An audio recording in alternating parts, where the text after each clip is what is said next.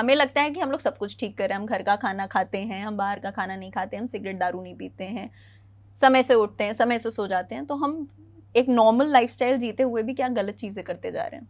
5 से 15% cancer genetic है। आमतौर पे लोग समझते हैं कैंसर मतलब जेनेटिक, जीन रिलेटेड नहीं है। सिर्फ 5 से 15% कैंसर जेनेटिक है।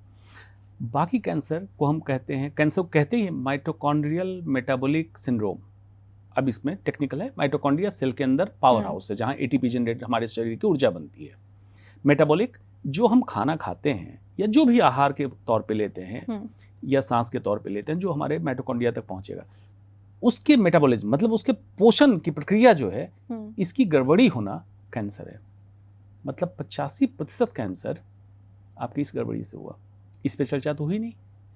हवा दूषित, पानी दूषित, खाद्य पदार्थ दूषित, हर वातावरण में मिलावट, दूध से लेके हर चीज से।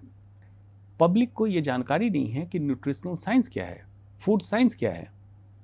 ये भी बता दूं, फूड साइंस है खेती जहां हो रही है, फार्म टू लिप्स, मतलब कोई खेत में कोई चीज पैदा हुई, कैसे कहां पहुंची, फैक्ट्री ने उसके साथ क्या किया, ये करते हुए होंठ तक जब आई, दिस इज फूड साइंस।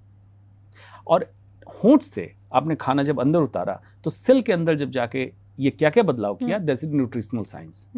अब कितने लोग जागरूक हैं, इंक्लूडिंग डॉक्टर। कितनों को पढ़ाया जाता है? डॉक्टर को नहीं पढ़ाया जाता है। पूरे 5 साल के एमबीबीएस की पढ़ाई में 19 घंटे पढ़ाया जाता है न्यूट्रिशन के बारे में, सिर्फ 19 घंटे।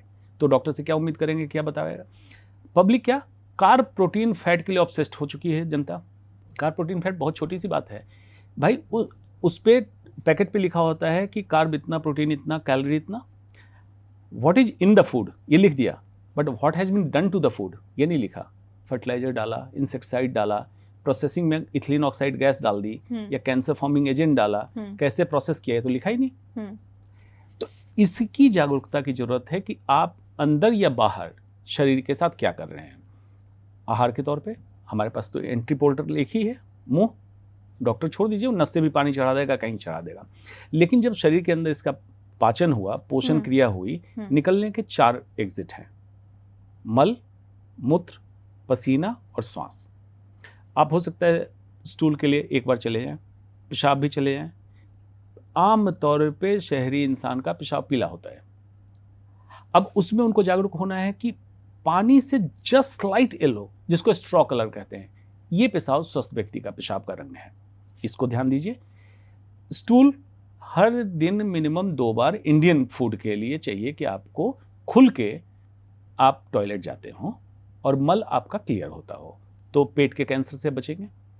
उसके बाद श्वास की मैंने बात कही। कितने लोग हैं जो एरोबिक एक्सरसाइज फॉर्म में करते हैं जिनकी श्वास तेज चलती हो थोड़ी देर, तो डिटॉक्सिफाई नहीं हुआ। और पसीना, स्वेटिंग, इतने पोर्स हैं हमारे, कई टॉक्सिन्स स्वेट ग्लैंड से ही निकल सकते हैं, ये नहीं निकलता है। और ये जमा टॉक्सिन, जहर ही कैंसर का कारण है या डायबिटीज या हार्ट डिजीज का कारण है। तो ये लोगों को पता नहीं है। फिर किस समय क्या खाना है, कब जगना है, कब सोना है, सर्कैडियन रिदम। नर्सेज स्टडी हुई यूके में कि जो महिला रात को जगी रहती है और दिन को सोती है, उनमें ब्रेस्ट कैंसर का इंसिडेंस बढ़ा। तो फिर इस स्टडी को और बढ़ा किया गया, देखा गया कि जो व्यक्ति सर्कैडियन रिदम, जगने सोने की प्रक्रिया सूर्यास्त और सूर्योदय के हिसाब से नहीं कर रहा है, उसमें कैंसर की तादाद बढ़ी। तो ये तो बिल्कुल प्रूव है, अब तो मेडिकल साइंस भी मानने लगा।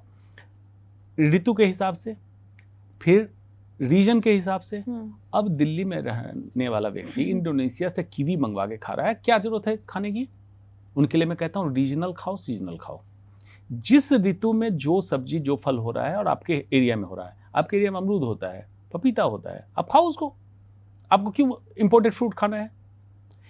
आप कभी भी महंगी चीज लेके स्वस्थ खाना खाओ तो इसकी जानकारी नहीं है, ये जानकारी होनी चाहिए। इस तरह से करते करते आप देखो कॉस्मेटिक का इस्तेमाल, बहुत सारे कॉस्मेटिक इसमें लेड है, पैराबेन है, थैलेट्स हैं, और महिलाएं नाराज हो जाएंगी सुन के। हेयर कलर, अब भाई उम्र हो रही है तो इसकी नेचुरल प्रक्रिया है ना, प्राकृतिक है कि बाल आपके सफेद होंगे, उसको किस लिए काला करना है आपको? एक तरह से मानसिक रूप से आप रुक चुके हैं कि आप बच्चे रहना चाहते हैं, तो जाइए आप क्लास 3rd में पढ़िए, और नहीं तो उम्र के साथ एक्सेप्ट कीजिए, मतलब एज ग्रेसफुली। तो केमिकल का एक्सपोजर नहीं हुआ, आप बीमारी से बच गए। जितने पैराबेन, थैलेट, जितने कॉस्मेटिक आप इस्तेमाल करते हैं, लिपस्टिक, लेड की मात्रा होती है, इस तरह से करते करते आप देखेंगे तो पता चलेगा कि कितनी मेहनत करते हैं रोज कैंसर लाने में।